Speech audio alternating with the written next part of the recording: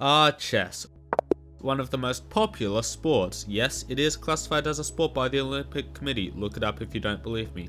However, it's pretty boring, so how do we, or more specifically, I fix this? The title of the video, obviously, I turned it into a multiplayer battle game. Now, like my last video, I'm going to be using GameMaker Studio 2 to make this. So, first I create a new GameMaker project and I call it Versus Chess.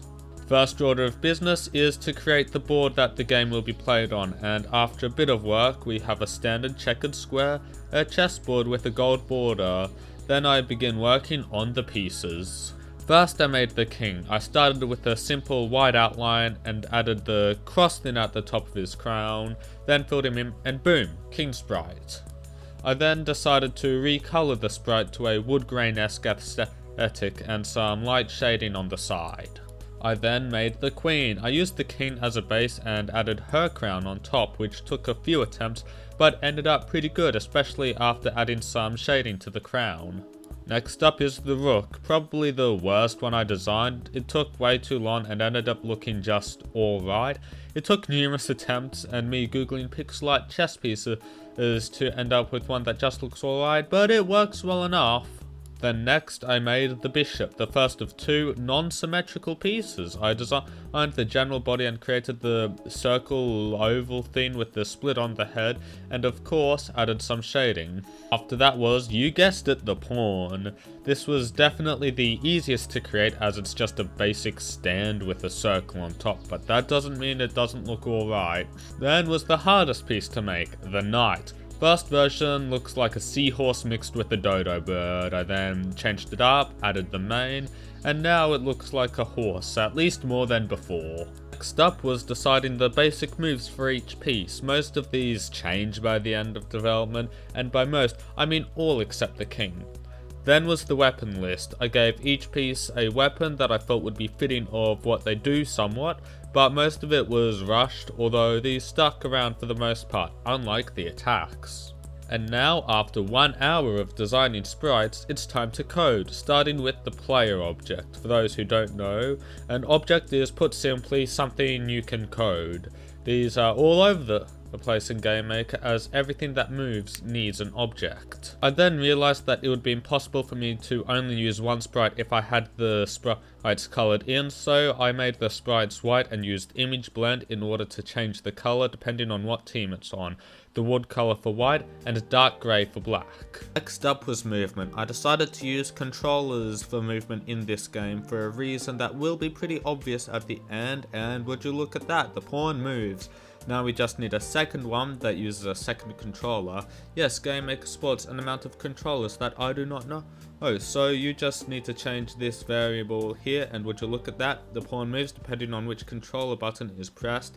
I then changed the code to allow for the thumbstick to move the character around. I then added some basic keyboard controls for debugging purposes, as controllers aren't perfect when you just want to do some debugging. Now it's time to start making the game part of this. I made a basic flag sprite as the first and currently only game mode for this game will be the classic capture the flag. I added a post and fabric, and look at that, it's most certainly one of the flags ever drawn with a mouse. Next was creating the object for the flag, just a create event and a collision event. I had to reuse some code for this one, so I just stole some code from a previous project that made it actually work. Next was adding a simple debuff, as I call it, so that when you have the flag you go slower than before, and this just makes the game better. And now it's time to start creating the classes officially. First is the pawn. The pawn has two weapons, the knife. This took me a while to make because I decided to make the knife the sword. Yeah, once I figured that out, it was easy to make. I then got the piece to draw a knife when Q is pressed. Look at that knife. And then in order for things to work properly, I first needed to change the movement code. This will do two things. For one, it'll change the direction in order to properly set the angle of the weapon, but it also makes it so you can only move 2.5 pixels per second no matter what direction you go in, meaning more realism in this totally realistic game. And next I designed the other attack for the pawn, a punch. This attack works similar to the knife Ice Butt has a longer cooldown and launches the enemy away from it. Drawing the fist took some time, but I ended up looking just alright after I made some light adjustments to it. I then coded it in, and would you look at that, it's a fist. But right now these things are just pictures, so I changed it so it creates an object. Objects have collisions, and collision means things can happen, and although I didn't intend for them to stay around for that long. And after some more coding, would you look at that, they disappear, and I added in some collision code, so if you run into it and it's not from you, you get damaged, and if you're stabbed, you die. Yeah, that was changed pretty quickly, so when you're hit you lose 1 HP, and once you've hit 0 HP you die and respawn back at your base. I also added in a half second of invincibility so you don't die from one attack, and after some light bug fixes, it works. Next I made it so when you attack whilst holding the flag you drop it. I then added in buttons for attacking, meaning that controllers are once again usable in the game. I then added in the code that launches the player when punched, so when they attack object, the thing being used for every attack is a sprite that's meant to launch them, they get launched. Then I tried adding a way for the player to move and attack at the same time, although this doesn't last long, although still longer than it should have. Next was adding the user interface. I made it so that there are 3 grayed out flags in the bottom left and top right hand corners of the screen. I then made them dark. I then added in walls, which took a bit of time to work properly because when they were in the room I was unable to move. Not sure why, there's no hitbox there, but it just doesn't work for whatever reason, so I made it 4 separate wall objects. Next I made it so when you knock an opponent into the wall they instantly die, which is maybe overpowered, but does that really matter?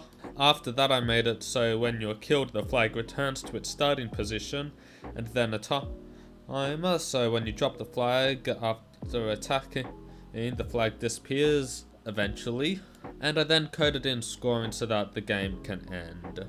Now this is definitely not the most efficient way of doing this, but it was simple to make. It just takes the X and Y value, checks if it's in the bottom left or top right hand corner of the board, and done. I then took the points value from that and made the pieces draw the flag count, and then the code to reset the flag when the flag is collected. Now if you've been watching for this long, you're probably already interested in this type of content. I'm a beginner game developer trying to beat my friend to 100 subscribers, so if you could subscribe and get me close to that goal, that would be greatly appreciated. Back to making the game. Next up was making the fist move when the button is pressed. It took a fair amount of time to work fully, but was well worth it just for the effect alone, and it does make it feel a lot smoother. And it's finally time to add more classes. First up, the king. The first thing I did was design his weapon, a 2-handed sword, but before writing the code for the sword's attack, I decided to remove the ability to move whilst attacking, something long overdue. After that was drawing the flags for the black team when they collected a flag, along with coding the timer thing that I talked about a while back. Yeah, I still haven't added that in case you couldn't tell. Then it was finally time to code in the attacks for the king. Yeah, remember when I said I'd do that 73 words ago? Here it is. Now, part of the reason I spent so much time working on the base of this was to make adding classes as easy as possible, as I only need to add a handful of new lines for each character, and boom, that's a new class right there. You just change the image angle and direction, and that's a bloody cloned move right there. Next, I made the sword swing and made it so the weapon doesn't move forward on certain moves, and look at that, it's a bloody swinging sword. I then spent some time working on a removed weapon, the shield, that was meant to be the king's second attack, but that was changed to something much better later on. I then finished the day by poorly working on the shield, which didn't end up too nice, but would you look at that, it's a Game Maker Studio update, and it underlines every issue it has, which is apparently a lot of them. I did fix some of them, but I'm pretty sure it's just spewing crap for most of this, like SPR_shield.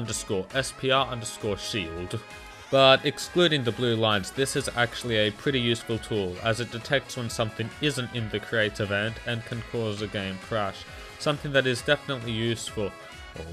Now this shield actually worked, alright, right? But I wanted it to block attacks, and I was just too tired to do that at this point, so I decided to change it to a shockwave. Although I barely had enough energy to do the whole thing, so I was just watching a show whilst wasting my time doing this in the slowest way possible because tired. But it ended up looking like a pretty decent shockwave by the end of it. And now that I've had a day off coding, I started working on creating the king's second attack. First I separated it into two different if statements, so depending on which attack you do, a different attack will happen. I then forced the sword to stop moving once it reached a certain angle, and then made it universal so it will stop once it's moved 90 degrees, meaning a whopping 10 frame wind up. Now it's time to create the shockwave effect. I started by creating a second attack instance which creates the shockwave, and although this took some time to get working properly, it did end up pretty well, if I do say so myself. But even if I did end up ripping out my hair trying to get it to only draw once, but I got there in the end. Next thing I decided to do before I create any new classes is design a way to easily see your character's health. So I made this heart icon and just dropped them in here, made the color a dark grey as they're a background element, then got the player to draw the hearts in depending on how much they have. And that is good UI design in my personal, objectively correct opinion. I also made it so the sword wouldn't hit on the king's special attack, meaning that the shockwave doesn't get cancelled out by immunity. After the king, obviously the queen would come next, so I started by designing a one-handed sword for her. First design was two one-handed swords, but I decided to scrap that and just went with a one-handed sword that would be drawn twice. But obviously, before I start working on the newest class, I needed to change some things around. Now onto the queen. The queen has two attacks, a two-sworded swipe and a spin attack. I started off by creating two instances near the queen and made them rotate for a while, and that's it for this attack. Yeah, nothing really fancy, just some basic code that checks what sword it is, and boom, two-sworded swipe attack. Next, creating the sword spin was just as, if not easier. I just copied the code from the first attack and made some slight alterations, and would you look at that? Two spinning swords. Totally not stolen from FPS chess, that's ridiculous. Next up was the knight, whose weapon is a crossbow and arrow. Obviously the first thing I did was design the sprite, and I finally created a sprite with multiple frames. I then made the arrow by just copying and pasting the arrow from the loaded crossbow, and then I didn't spend 20 minutes changing aspects of the game. Look at me go! Next I began coding the knight's attacks by copying the code from the previous class and changing a couple variables around as you do. And now we have a knight and a crossbow that doesn't shoot any arrows. I then added in the shooting of arrows, and look at that, that is one crossbow if I've ever seen one. Then there's the secondary attack, the multi-shot. This one has a longer charge up and more time where you can't do anything, but it fires 3 arrows at once. Then there's the rook, whose attacks use a bow and arrow. The bow took a bit of time to make, but I got there in the end, and the arrows were just stolen from the crossbow.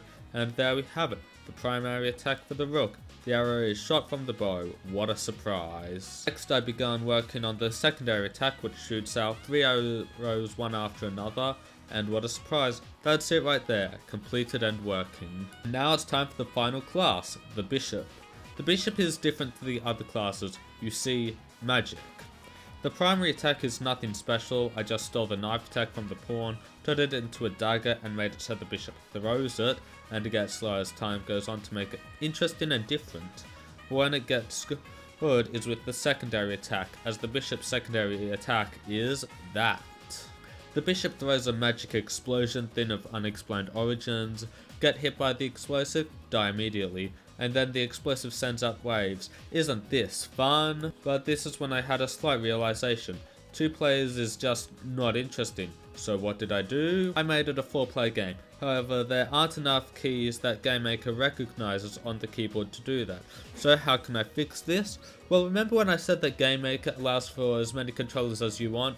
Yeah, this is that. And before you ask, yes, I do have enough controllers. So I added in 2 more players, changed the names of a few variables to make it work, and ran into an issue. GameMaker doesn't support Switch controllers via Bluetooth, and I don't have enough USB ports for all 4 controllers.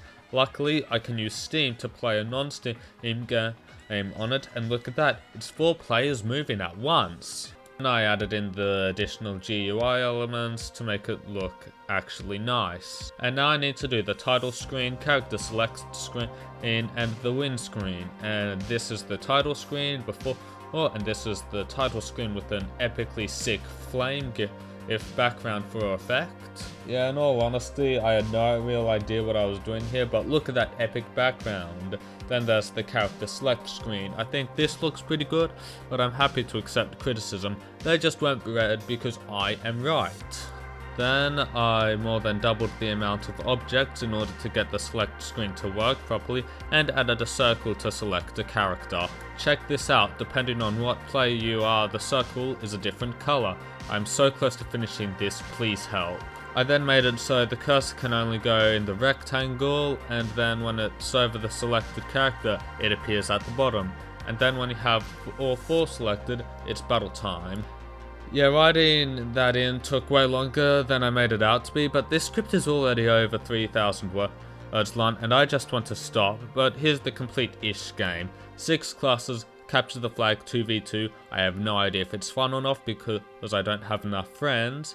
And yeah, if you enjoyed this video, as I said before, please like and subscribe, along with comment any video ideas you have for me. And check out this video where I recreated Cookie Clicker in 48 hours. And I'll see you next time.